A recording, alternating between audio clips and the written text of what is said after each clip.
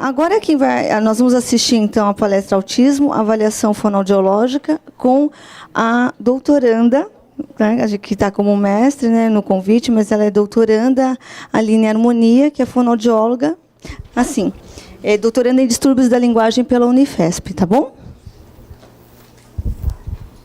Já aviso que eu vou falar em 1 hora, tá? A gente perdeu meia hora, então eu vou acabar 2h30, 3h30, porque eu não vou conseguir falar em meia hora.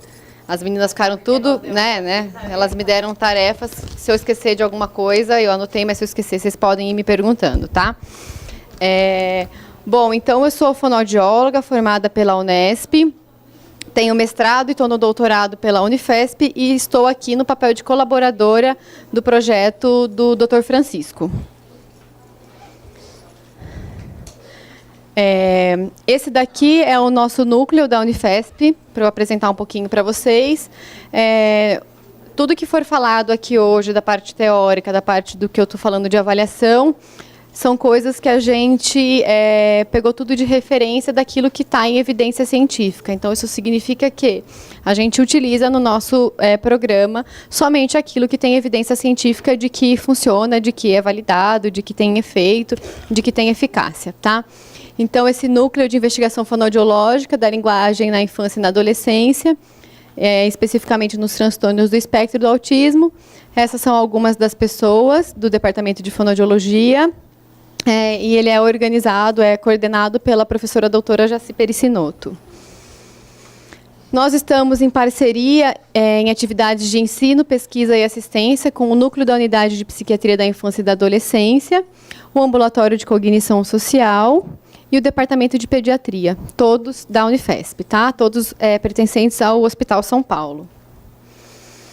Então, para a gente começar um pouquinho a fala de hoje, só vou situar um pouquinho aí o que é fonoaudiologia. Esse desenhinho aqui é o logo do nosso núcleo, tá? Nifilink, por isso que está aí. Perguntaram se eu escrevi à mão, mas não foi, tá? É um logozinho. Então, a fonoaudiologia ela é a ciência que estuda a comunicação humana e seus distúrbios.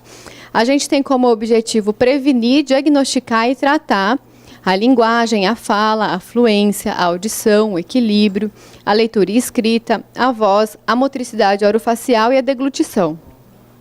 Só isso. Mas hoje eu vou focar para vocês aqui em linguagem, que é o que vai estar mais alterado dentro do espectro do autismo. Então, a fonoaudiologia nos TEA, a gente vai fazer a avaliação e tratar os prejuízos da comunicação e interação social.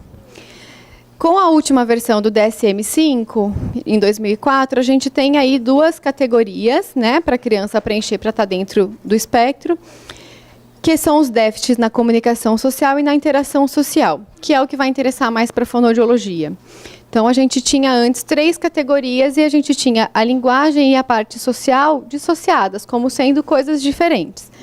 E com o tempo, e isso é muito bom, a partir de muitos estudos e de uma evolução conceitual, a gente não consegue mais hoje separar a comunicação e interação social. Então, nada mais justo de que isso estar numa categoria, né? Isso, do ponto de vista profissional, pode vir a gerar alguns problemas, porque quem vai avaliar? Psicólogo, que estava acostumado a avaliar a interação social, ou fonoaudiólogo, que avalia a comunicação? E, do ponto de vista aqui multidisciplinar, eu acho que os 2 têm papel fundamental nessa avaliação. Então, acho que nenhum exclui o outro, né? Então, o que é comunicação no geral, né? É um comportamento social observado nos seres humanos que é resultado de milhões de anos de evolução, né? Hoje, a maneira com que a gente se comunica é resultado de milhões de anos de evolução. É um conjunto de condutas que possibilitam a interação cooperativa entre 2 seres de uma mesma espécie por meio da tradução de sinais mútuos que modificam ou regulam a sua resposta. O que é isso? Comunicação. É assim que a gente se comunica. A comunicação, por que ela é tão importante e por que no espectro se fala tanto de comunicação? Porque é ela que vai possibilitar para a gente a interação entre os indivíduos. É essa interação e essa comunicação que vai possibilitar para a gente o aprendizado, o ensinamento também, os vínculos afetivos e sociais e o desenvolvimento dos nossos conhecimentos. Sem a comunicação, nada disso aqui vai existir. Então, o que é essa comunicação social que agora está aí em evidência? Temos até, nessa última versão do DSM-5, uma outra categoria diagnóstica que se chama transtorno da comunicação social. Então, o que é isso, transtorno da comunicação social? Refere-se a uma série de comportamentos verbais e não verbais. Quando a gente está falando de linguagem, quando a gente está falando de fonoaudiologia, eu não só estou falando de fala propriamente dita. Eu estou falando de coisas muito antes. Eu estou falando de pré-requisitos também. Tem alguns estudos, algumas teorias que dizem que o que a gente comunica, 30% mais ou menos é pela fala propriamente dita. O resto é pela comunicação não verbal. Né? Então, vocês estão vendo que eu estou aqui utilizando da comunicação não verbal o tempo todo. Né? Eu estou utilizando não somente de palavras. E que, com certeza, se alguém tiver só com o áudio e escutando as minhas palavras, talvez algumas coisas ela não compreenda, porque ela não está me vendo. Então, a gente tem que sempre considerar a parte não verbal. As estatísticas dizem que as crianças do espectro do autismo, em torno de 70% dos diagnosticados não vão chegar a falar. Não vão ter uma fala funcional. Então, por isso que é importante a gente ter analisado e saber o que fazer com a parte não verbal. Né? E é muito comum eu escutar assim, mas por que eu vou mandar para fono se ele não fala? Uai, né? Não vai fazer mais nada, né? Ou eu já escutei de médico também, mas eu não preciso mandar para fono, ele fala. Tá, e aí, fala como? Fala o quê? Para quem? Tá adequado? Então, tem uma série de coisas. A comunicação social está inserida em nosso cotidiano desde as situações informais até as mais formais. Saber como se comunicar em diferentes ambientes e com diferentes pessoas parece intrínseco à nossa natureza. Então, parece muito fácil para a gente isso. Eu sei que se eu estiver só com as meninas, eu posso falar de um jeito. Se eu estiver diante de uma plateia, eu não posso falar do mesmo jeito que eu falo com elas. E aí eu vou retomar a questão que elas estavam falando para vocês, conceituais de coerência central. Para eu saber fazer isso aqui, ó, me comunicar em diferentes ambientes e com diferentes pessoas, se eu tenho uma alteração de coerência central e uma alteração de teoria da mente, eu vou falhar aqui. Eu tenho que conseguir entrar num ambiente e não ficar só olhando a textura da cortina ou alguma roupa ou a garrafinha, por exemplo. Eu tenho que saber olhar todo o contexto situacional e me adaptar a isso e adaptar a minha linguagem, a minha comunicação a isso. Então, se eu tenho uma dificuldade de entrar num ambiente e olhar e compreender tudo isso e ficar focado numa coisa, eu já vou falhar. Para isso, para eu conseguir me adaptar com diferentes pessoas, com diferentes interlocutores, eu tenho que ter habilidade de teoria da mente. Né? Eu tenho que saber a parte dela não verbal das pessoas, o que a comunicação não verbal das pessoas está me dando como resposta. Senão eu não vou me adaptar.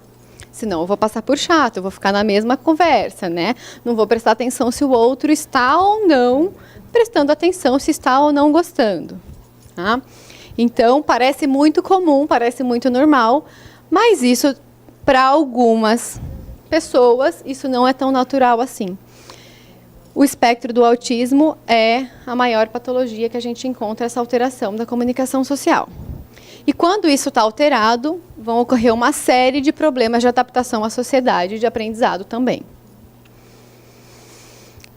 Os indivíduos do espectro do autismo apresentam significativamente um desempenho inferior em medidas de perfil de comunicação social, quando são comparados com o atraso no desenvolvimento e quando são comparados ao desenvolvimento típico. Então, o que a gente observa é que, mesmo nas crianças que têm um atraso, que têm um distúrbio de linguagem, eles apresentam essa medida de comunicação social melhor do que as crianças do espectro. Então, ora, acho que tem alguma coisa mesmo aqui a mais do que só linguagem, do que só fala. Né? Os déficits da comunicação social, eles são relacionados a deficiências cognitivas na aquisição da teoria da mente. Então, se a gente não adquire isso, eu não vou conseguir ter uma comunicação social efetiva. Para uma comunicação ser efetiva, é necessária a compreensão de que a linguagem é um meio para compartilhar informações, para compartilhar crenças, para compartilhar sentimentos. Se eu não consigo saber que a comunicação é para isso, a comunicação não vai ser eficiente, não vai ser efetiva. Então, para que um diálogo aconteça, a gente precisa de movimentos de iniciativa e também de resposta. Eu preciso saber me colocar no papel ativo de iniciador, mas também no papel de respondedor. Senão esse diálogo não vai ser eficaz. Ou eu só vou ficar perguntando, ou eu só vou responder, e só outra pessoa vai ocupar o espaço comunicativo. E o que a gente encontra, durante muito tempo falou-se de que as crianças do espectro não conseguem iniciar. E isso não é verdade. A gente encontrou, inclusive no meu mestrado, que está aqui, Estava demorando. Então, é essa referência. O que a gente encontrou é que eles iniciam sim. Eles iniciam bastante. Mas eles iniciam comunicação, eles iniciam por meios estereotipados e muitas vezes não interpessoais. Né? E aí, quando a gente vai analisar a qualidade das respostas, as respostas não são boas. Não só eles respondem pouco, mas como a qualidade da resposta não é boa. Tá? Os comportamentos não verbais, como o gesto de apontar, o mostrar, a troca de olhar, o sorriso e a brincadeiras, elas são consideradas precursores do desenvolvimento. Então, a gente vai poder avaliar essa criança em termos de comunicação social, mesmo antes dela falar. Eu não preciso que ela fale para eu avaliar e saber se ela está se comunicando ou não. Essa parte da comunicação não verbal, ela gera um fascínio muito grande na humanidade, né? Desde os primórdios, a gente vê sempre coisas falando sobre isso. Todas as manifestações de comportamento não expressas por palavras são gestos, expressões faciais, a orientação do corpo, a postura, a relação de distância entre o indivíduo. E a gente vai ver muitas crianças que têm alteração nisso, nessa distância do indivíduo. Ou ele não consegue ficar muito perto ou fica em cima, né, de você, sem conseguir respeitar um espaço, né, individual. A organização dos objetos no corpo, tudo isso é comunicação. Mesmo quando a gente pensar fora do espectro do autismo. Se eu chego na sala de um médico, de um psicólogo, e a sala está toda bagunçada, a mesa toda bagunçada, você já... Opa, acho que essa pessoa é meio desorganizada. Quem me garante que ela não vai perder os meus papéis no meio disso tudo? Então, todas essas informações, eu não preciso nem falar com o médico, com o psicólogo. Se eu entrar e tiver tudo bagunçado, eu já não vou ter uma boa impressão. Porque isso é comunicação não verbal. Isso entra dentro da comunicação humana. Então, aqui a gente tem alguns exemplos. O choro é comunicação. A expressão facial, expressão facial. Expressão facial. A gente não sabe a história que está aqui, mas a gente consegue saber mais ou menos o que está acontecendo nessas situações. E também, além da expressão corporal, aqui essa historinha também, a gente consegue fazer uma narrativa, fazer um livro só com essa imagem. Né? Um livro, se duvidar, a gente consegue escrever um livro por conta disso daqui. E outra coisa que eu quero frisar, e eu não gosto desse nome, agressividade. Eu acho que quando a gente fala de espectro do autismo, tem muito isso, é agressivo, não é agressivo, é agressivo, não é agressivo. Ora, agressivo é quando eu tenho a intenção de machucar outro. E se ele fizer isso comigo, legal, porque ele teve a intenção. Que é o que eu mais quero na terapia, que ele tenha intenção comunicativa. O que acontece, que é uma comunicação, eu não sei falar. Eu não sei me portar. Não estão entendendo o que eu estou querendo. E eu estou precisando de alguma coisa. O que eu vou fazer? Eu vou jogar alguma coisa, eu vou bater em alguém, eu vou rasgar alguma coisa. Para, de certa forma, eu conseguir atender a minha necessidade. Não estou entrando no mérito se a necessidade, de fato, é necessária mesmo naquele momento. Né? Se é birra, se é porque eu falei não para ele, se é uma frustração ou não. Não estou entrando nesse mérito. Eu estou dizendo que isso é comunicação e a gente tem que estar atento a isso. Não somente dizer, aquele lá é agressivo. Não, não é muito bem assim. Os gestos indicativos, os gestos representativos, o silêncio também. Se eu me coloco em silêncio, tem aquela, né, ditado, quem cala consente. Né? O silêncio, muitas vezes, diz muita coisa. O que a gente tem que estar atento no desenvolvimento, de maneira geral, é que gestos indicativos, legal, são ótimos, acontecem muito antes de 1 ano. E isso é compartilhar atenção. Se eu faço isso, eu estou direcionando a atenção de alguém para alguma coisa, para algum evento. Isso acontece no desenvolvimento, é previsto, deve acontecer. Agora, uma criança que usa muito gesto representativo e não fala, isso é indicativo de problema. Isso aqui não é para acontecer muito no nosso desenvolvimento. Tá? Comunicação não verbal é também a escrita, e a gente encontra muitos autistas, e aí tem até vários no YouTube, vários que são famosos, que não falam, que muito provavelmente têm uma inteligência normal e que escreveram livros, escreveram roteiros e muitas coisas. E aí a gente vai chegar na questão da apraxia de fala, tá? Que agora está na moda. E os sistemas de comunicação alternativa, aqui é um exemplo, o PECS, que também são uma forma de comunicação. E aí, o que é a linguagem? A linguagem, ela está dentro da comunicação. A linguagem, o uso da língua é o que vai possibilitar para a gente a comunicação.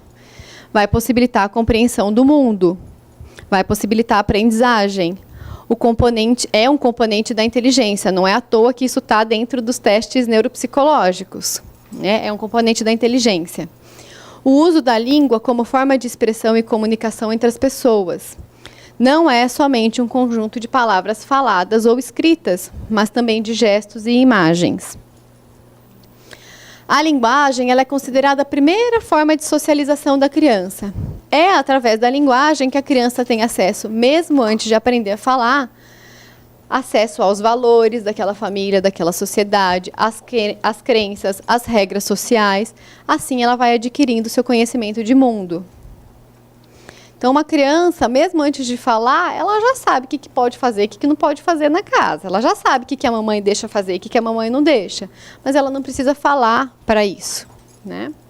Mas ela precisa ter alguma coisa muito importante, que é o compartilhar a atenção. Se ela não compartilhar a atenção, se ela não tiver essa interação, como que ela vai adquirir os valores da cultura dela? Um dos aspectos de maior relevância do comportamento humano sustenta grande parte da interação social ao longo da nossa vida. No primeiro ano, antes da criança aprender a falar, a gente encontra comportamentos comunicativos que garantem a interação entre as crianças e os adultos. Então, é a troca de olhar com a mãe, é o balbucio, é a movimentação que a criança faz de corpo quando a mamãe, por exemplo, chega perto, que é diferente quando a tia chega perto. E isso garante a interação. É o choro diferenciado que a mãe sabe que hora é cólica, hora é fome. Ou hora não é nada, é só para chamar a atenção mesmo, é só para, vem aqui. O que é super legal. Eu estou tentando interagir. E é legal, mas ele chora toda hora para ficar perto dele. Legal, ele quer você perto dele. Né? Ele não consegue falar, ei, vem cá, fica perto de mim, para de trabalhar. Né? Então, ele vai usar o quê? O choro, a movimentação de corpo.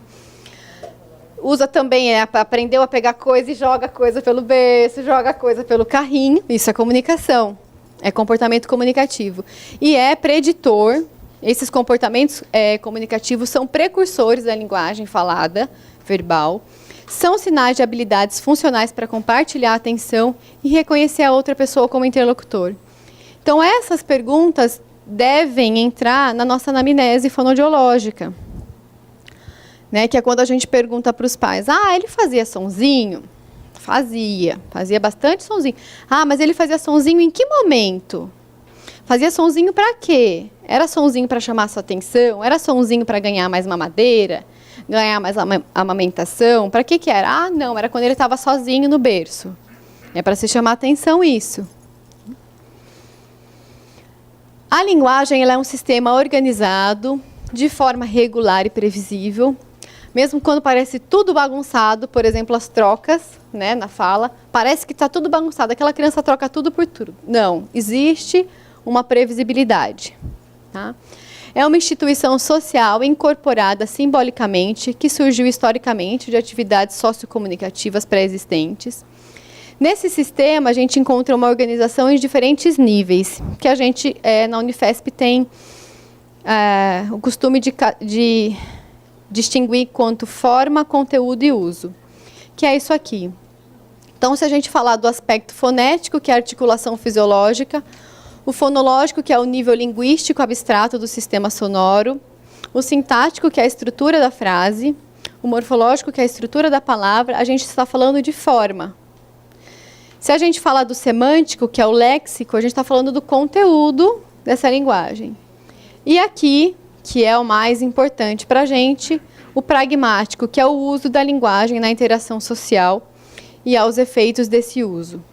E isso daqui está sublinhado por isso, porque a gente encontra muitas crianças também verbais e que nem por isso, por falar, são crianças que têm uma boa pragmática. A gente sabe que tem crianças que, por exemplo, falam em inglês, leem muito cedo, mas e aí? Faz o que com isso? Eu uso isso para quê? Eu sei cantar 15 músicas, mas eu não sei pedir para a mamãe que eu quero uma bolacha. Eu tenho um repertório de inglês super extenso, mas eu não consigo pedir para a mamãe uma bolacha. Então, eu vou ter uma pragmática muito alterada, tá? Então, aqui a gente vai focar muito na pragmática, que do ponto de vista fonoaudiológico é o que mais vai interessar. E por que eu vou puxar a sardinha para isso aqui? Porque é o que as evidências científicas mostram que faz efeito numa terapia, por exemplo. Não adianta eu treinar que a criança fale palavras e nomeie figuras, por exemplo, se ela não conseguir usar esse vocabulário para interagir. Então, a gente está falando de funcionalidade. A pragmática é o estudo do uso da linguagem, é a consideração da linguagem a partir do seu uso, é a linguagem como uma forma de ação, ela inclui a relação entre a linguagem e o contexto, por isso que daí aqui a gente tem muita relação de teoria da mente, teoria da coerência central, porque se eu tenho isso alterado, isso aqui vai estar alterado. E aí na pragmática a gente tem, historicamente já, e que veio muito antes disso entrar na fonoaudiologia para os transtornos do espectro do autismo, a teoria dos atos da fala, que aí é considerado no nosso meio a unidade mínima, a unidade básica de comunicação e de análise. O que é o ato de fala? Afirmar, ordenar, perguntar, prometer, referir, comentar e assim por diante. E aí eu pergunto para vocês, quando se fala, como se fala? Para que se fala? Então, é muito tradicional na fonoaudiologia a gente encontrar a atuação aqui. E é muito comum na fonoaudiologia os médicos acharem que a gente só trabalha aqui. E não, a gente trabalha antes disso. Se eu não tiver isso aqui, eu não vou desenvolver o resto. Então, se a gente pensar do grande para o maior, qual que é o grande? Pragmática. E aí a gente vai afinando isso, afunilando, até chegar nisso aqui. A gente brinca que isso aqui é a cereja do bolo, fonético-fonológico. Quando eu chego com um paciente do espectro, que agora eu estou corrigindo as trocas na fala, na hora de dar alta, se ele continuar trocando e também não parar de trocar, tá ótimo, né? Tá de alta, porque é a cereja do bolo, ou quem preferir o chantilly do bolo. Mas antes eu tenho que ter uma forma e um conteúdo, senão eu não chego aqui. Por isso que existe um preconceito, e a gente passa por isso, quem for fono aí já sabe disso. Ah, mas fono brinca? Eu estou pagando para você brincar com o meu filho? Tá. Tá, mas por trás da minha brincadeira eu tenho um objetivo bem delineado. Então, a avaliação propriamente dita fonoaudiológica no autismo. Nós temos que procurar sinais de alteração no processo de desenvolvimento da linguagem.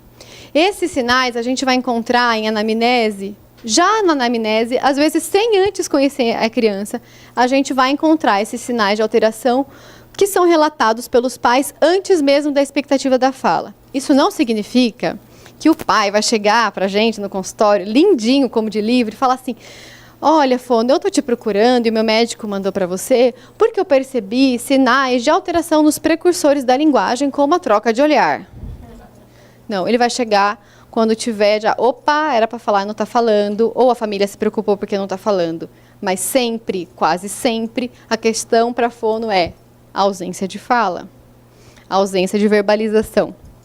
Né? Só que quando a gente vai resgatar a história pregressa da queixa, a gente vai começar a perceber que já existiam sinais de alteração de comunicação muito antes de ele estar na idade de falar. Mas os pais não vão chegar contando, né? Então a gente tem que aí fazer todo um jogo de cintura, perguntar, e na hora de mamar, como que era?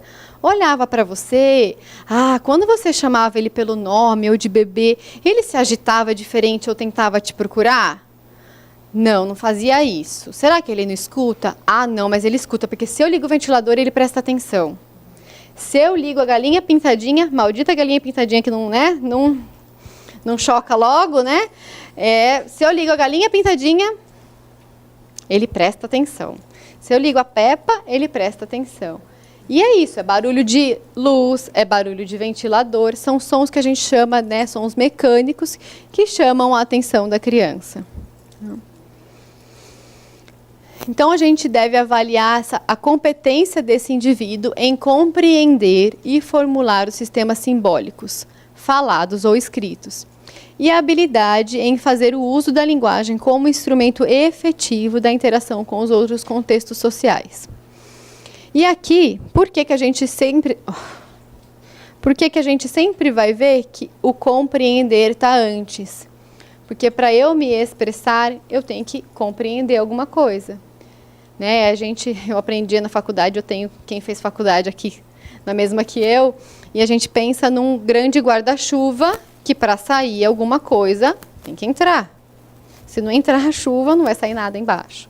Então, se eu não compreendo o que é um sapato, eu não vou falar sapato. Só que também, se eu não compreendo uma estrutura de frase, uma estrutura frasal com uso de pronome, verbo, adjetivo e assim por diante, eu não vou produzir essa frase. E aí aqui tem um pequeno roteiro que a gente usa lá na universidade, que não é muito diferente, que é composto pela anamnese, a observação dos comportamentos e da interação social, a avaliação da brincadeira, a avaliação da linguagem receptiva, então da compreensão, da linguagem expressiva, quando cabe, quando está no momento, a avaliação da escrita, e aqui, nesse caso, a avaliação do sistema, esse montinho de letra aqui, é sistema sensório-motor oral. É difícil pra caramba fazer nos nossos pacientes daqui. Né? Eles têm uma alteração de sensibilidade, de integração sensorial, então para eu chegar aqui também é bem difícil, né?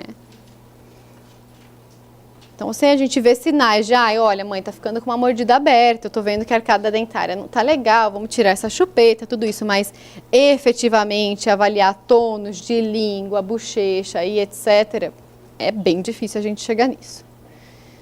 E aqui, como nós não estamos falando de... Tem casos que sim, mas como a maioria, a gente não está falando de quadros neurológicos graves, isso aqui não vai fazer tanta diferença. Não são pacientes que frequentemente têm alteração da deglutição que vai colocar ele em risco.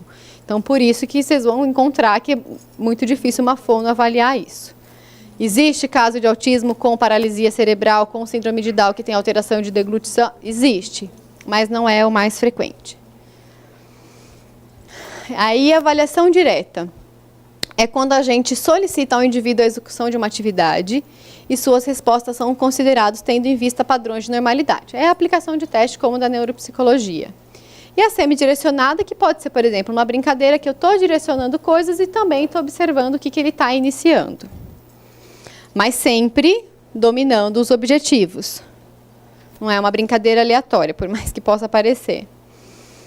E aí os instrumentos de avaliação. E aí a gente entra numa área muito mais complicada para a fono do que para a neuropsicologia. Instrumentos de rastreio, escalas comportamentais e testes padronizados. Pouquíssimos recursos que a gente tenha no Brasil disponibilizados comercialmente. Você entra na universidade, eu nem vou falar tudo isso para vocês, porque é até injusto eu falar o que tem dentro da universidade e o que a gente pode usar fora da universidade. A gente tem pouquíssimas coisas para serem compradas e utilizadas e pouquíssimas coisas que tenham uma padronização e uma validação. Então, na anamnese, eu considero o procedimento mais importante dentro da avaliação fonoaudiológica. É uma entrevista que vai resgatar toda a história desse paciente, desse indivíduo. Ela vai fornecer, ela deve fornecer, se a gente não tiver essas informações, alguma coisa está errada. Ela deve fornecer informações sobre todo o desenvolvimento, informações cruciais para o diagnóstico. Então, muitas coisas que a gente vai fazer o diagnóstico fonoaudiológico, a gente consegue pela anamnese. E ela vai dar para a gente o direcionamento da avaliação. Se eu não conheço a história desse paciente, eu não vou conseguir nem selecionar direito aquilo que eu tenho que fazer com ele. Na anamnese direcionada, ela pode ser feita, existem aí, até na internet sempre, existe protocolo de anamnese, ou ela pode ser também feita, né, e fica numa situação bem mais confortável, uma maneira semidirecionada, né, numa entrevista com os pais, orientada. É importante a gente ter uma definição de metas. A minha professora Jaci brinca muito, olha, precisa ficar claro para os pais por que eu estou perguntando se os pais estão casados ou não. Se os pais conversam ou não. Não é fofoca. Eu tenho um objetivo para saber disso. Isso vai dar um monte de implicação, tanto na avaliação como na parte terapêutica. Então, isso precisa ficar muito claro. Mas eu preciso ter claro isso também. Na anamnese, a gente deve registrar o motivo que levou a família a procurar a avaliação, qual foi esse percurso que ela teve, a queixa, então, o que está acontecendo com ele no momento que te fez procurar a minha ajuda. E há quanto tempo isso vem acontecendo. Já na anamnese, muita coisa fica claro para a gente, né? A gente que trabalha com isso, a gente sabe que às vezes, né, você vai buscar um paciente no carro, porque não conseguiu sair do carro, você já consegue sacar um monte de coisa. Fica claro para a gente se as alterações na comunicação verbal ou não verbal estão presentes. Na anamnese, a gente tem o relato da história da evolução da queixa. Então, assim, é muito importante isso, o percurso que essa queixa está tendo, o ritmo de evolução dessa queixa, e que vai proporcionar para a gente a visão do desenvolvimento do sujeito. E aqui é um pequeno roteiro que também acho que não tem nada de novo. A gente tem que resgatar os antecedentes, não só sobre o sujeito, mas também sobre a família. A gente sabe que muitas patologias aí cruzam com o histórico familiar, então para a gente é importante esse resgate. Aqui é um exemplo de que a fonoaudiologia pode usar essa escala, que nem lembro mais quem falou, a Carol falou, desculpa. A gente pode usar, o fonoaudiólogo deve usar essas escalas de rastreio. Isso não dá para a gente o diagnóstico. E mesmo que desse, fonoaudiólogo não dá diagnóstico. Então, as mães podem ficar muito bravas com a gente, mas a gente não dá esse diagnóstico. Não é sobre a minha responsabilidade isso. Mas a gente deve, quando chega um paciente desse, se não veio do médico, se não está com essa hipótese, eu devo fazer isso até para saber para onde direcionar o caso depois. Então, a gente usa a escala e no nosso serviço, frequentemente, a gente usa esse outro inventário, e que, inclusive, da onde a gente faz bastante publicação, que é o inventário de comportamentos autísticos, que é conhecido como ABC. Tá? Ele, na verdade, ele faz parte de um protocolo maior que nos Estados Unidos, que tem uma padronização, que tem uma validação, é usado para fins diagnósticos. Ele é só uma partezinha e a gente traduziu e validou para cá. Ele vai avaliar comportamentos não adaptativos. É muito diferente da Vineland, que avalia a adaptação. Ele vai avaliar se existe a presença ou não de comportamentos que são não adaptativos. É aplicado em forma de entrevista com os pais. Então, eu posso estar vendo que a criança está fazendo uma coisa. Se o pai me fala que não, eu vou pontuar que não. É claro que, né, de maneira assim, na clínica, a gente faz um do que eu estou observando e um do que os pais estão observando. Até para que, ao longo do processo terapêutico, eu vá mostrando para os pais muitos comportamentos que a criança tem, que são não adaptativos e que, por estarem na rotina, acaba ficando muito tranquilo, os pais estão acostumados com aquilo, não enxergam isso como uma não adaptação. Mas, de regra, é para a gente fazer com o que os pais dizem. É uma lista de 57 comportamentos das áreas sensorial, relacional, uso do corpo e objeto, linguagem, pessoal, social. A pontuação, ela permite para a gente identificar se o sujeito tem uma probabilidade ou não de ser autista, de estar dentro do espectro, e o nível de habilidade adaptativa dele. Então, significa o quê? Quanto mais pontos ele tiver, mais características ele tem. Só que a gente, quando está acostumado a já usar, a gente tem que ficar bem atento, e principalmente nas primeiras vezes que vocês utilizarem, pacientes não verbais acabam pontuando pouco. Não que vão sair da curva, mas pontuam menos, porque tem muita coisa de linguagem verbal. Então, ele usa mais o eu, usa mais o pronome do que o eu. Ele nem fala, então não vai pontuar. Não porque ele não teria essa alteração, mas porque ele ainda não chegou nisso.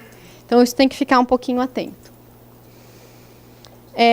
Na versão original, eles dizem que o ponto de corte aí é 68, que é uma alta probabilidade da criança ser do espectro.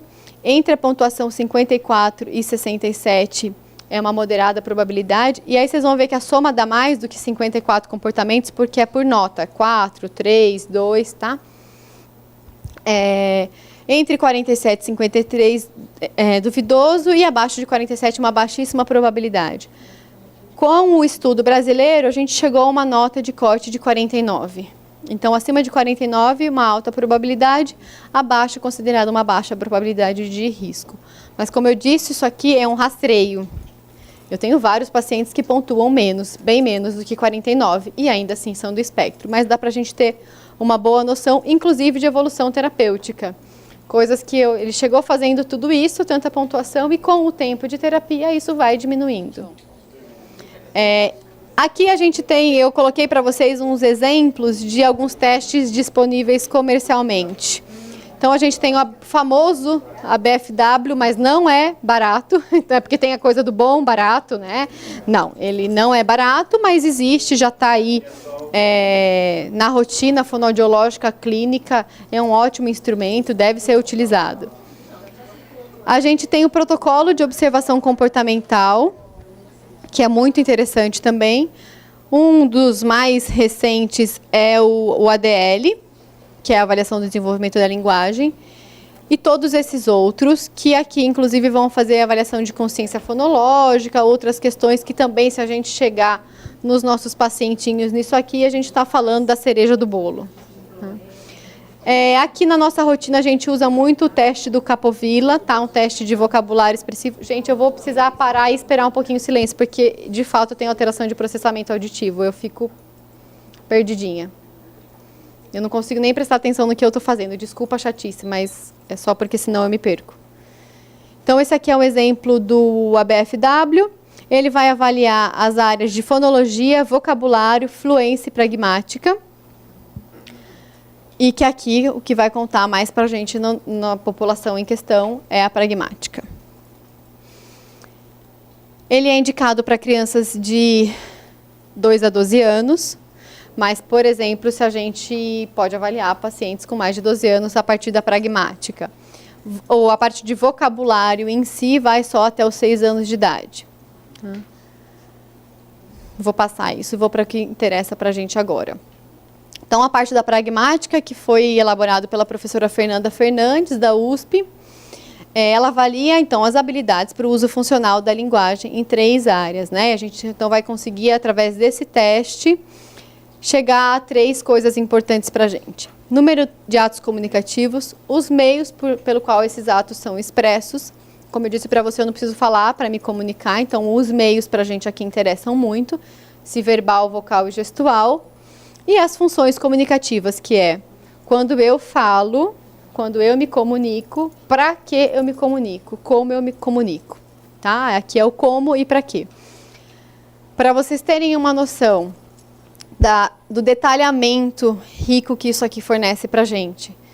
Se eu tenho uma criança, por exemplo, classicamente com uma estereotipia, que está andando de um lado para o outro fazendo uma estereotipia, é um ato comunicativo. É interpessoal? Não, não é interpessoal, mas é um ato comunicativo. Ela não está focalizando a atenção em nada, mas é um ato comunicativo. Quando tem uma criança que, de repente, está muito incomodada com alguma coisa e bate na gente, é um ato comunicativo. Não é o adequado socialmente, mas é um ato comunicativo. Ela está protestando. E isso é considerado interpessoal, porque ela está reagindo a alguma coisa do outro, né? E aí a gente tem o PROC, que é o protocolo de comportamento, que vai avaliar o desenvolvimento comunicativo e cognitivo infantil. É um procedimento organizado também, com o objetivo de propor uma situação planejada, para se observar e registrar, preferencialmente em vídeo, não dá tempo da gente fazer tudo, a interação de uma criança. Eu vou retomar aqui alguns conceitos que ficaram faltando, mas não, eu vou passar para frente porque está na frente mais explicadinho, tá? Esse aqui é o ADL, depois eu vou voltar para aquilo que é o que mais interessa. Esse aqui é o ADL, ele é comercializado, é um instrumento clínico padronizado e validado. Na verdade, ele veio de quase que uma cópia de um instrumento norte-americano, o PLS, o Preschool Language. Ele foi padronizado e validado, mas ele, para a gente, não entra aqui os aspectos funcionais da linguagem. Então, aqui a gente não vai analisar a pragmática, a gente vai analisar só a forma e o conteúdo, só os aspectos formais da linguagem. E vai só até os 6 anos e 11 meses. Ele é bem legalzinho, ele é dividido entre parte de compreensão e expressão, então dá para você ter uma noção de se tem algum gap, se tem alguma diferença muito grande, né, entre expressão e recepção. Então, tem casos que a gente vê de compreensão tá melhor e a expressão tá mais aquém, e isso vai dar para a gente um padrão de idade, a que idade mais ou menos aquela criança corresponde. Ele tem os instrumentos próprios, então não é algo que eu compro um livro e posso aplicar, você tem que comprar o kit. Tá? Daí tem o material, tem a maneira de aplicação, é um instrumento bem legal. Ele pode variar de 20 a 40 minutos, dependendo da idade e do grau de comunicação da criança. E aqui dá esse score para a gente, tá? Um cálculo de score. E o final, ele vai dar para a gente se é um distúrbio leve, moderado ou severo de comunicação. Mas, para a nossa população, é muito fácil os nossos pacientes estarem dentro da média. Até porque ele não vai pegar a principal dificuldade, a pragmática. Então, é fácil os pacientes terem, no máximo, um distúrbio leve. Um distúrbio severo é bem mais difícil a gente encontrar, mesmo sabendo que a criança tem um distúrbio grave de linguagem. Em outros países, a gente tem infinitos. Você entra na ASHA, que é a Sociedade Americana de Fonoaudiologia, você entra no site da ASHA, você tem mais de 100 testes norte-americanos, mas que não estão aqui com a gente. Então, a gente vai partir para o que a gente tem, e vai partir sempre baseado, claro, nas normas de desenvolvimento. Então, assim, repita, mão, ele melhora, porque ele pegou toda a minha pista.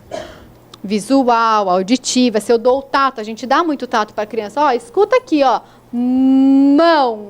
Se eu faço isso, eu melhoro a produção de quem tem um transtorno fonológico. Na apraxia, não. Porque, na verdade, ele para de pensar no automático dele e tenta pegar outro tipo de pista, que daí é a execução, e daí eu não consigo fazer. Por isso a dificuldade da gente fazer o diagnóstico no espectro. E é muito comum. E a gente vai ver muitas crianças do espectro que não falam por conta da deficiência mental e muitas que não falam por conta da apraxia. E a terapêutica é totalmente diferente de um transtorno fonológico. E é uma coisa super nova ainda, na verdade, aqui no Brasil, né? A apraxia de fala da infância. A apraxia de fala adquirida, não. A gente já tem muitos estudos, uma parte bem tradicional. Mas a da infância é bem nova ainda. Estava procurando meu negócio. E aí chega o momento da gente fazer a avaliação da linguagem escrita. Então, a gente vai ver o reconhecimento e a identificação das letras, do alfabeto. A gente vai ver a leitura de palavras e pseudopalavras. Isso porque a gente vê por que rota que a criança está usando, se é lexical, se é fonológica. E uma série de coisas que eu não vou aprofundar aqui para vocês, porque é a mesma coisa da cereja do bolo da fonologia, tá? A gente vai ver as habilidades de consciência fonológica, então se a criança tem rima, se a criança tem alteração da aliteração e todas essas outras coisas. Aqui tem algumas referências para vocês, eu posso passar depois. E esse aqui é o nosso grupo da universidade, a qual eu estou representando hoje. Obrigada, gente. Estou aqui assim, ó. Alguma pergunta?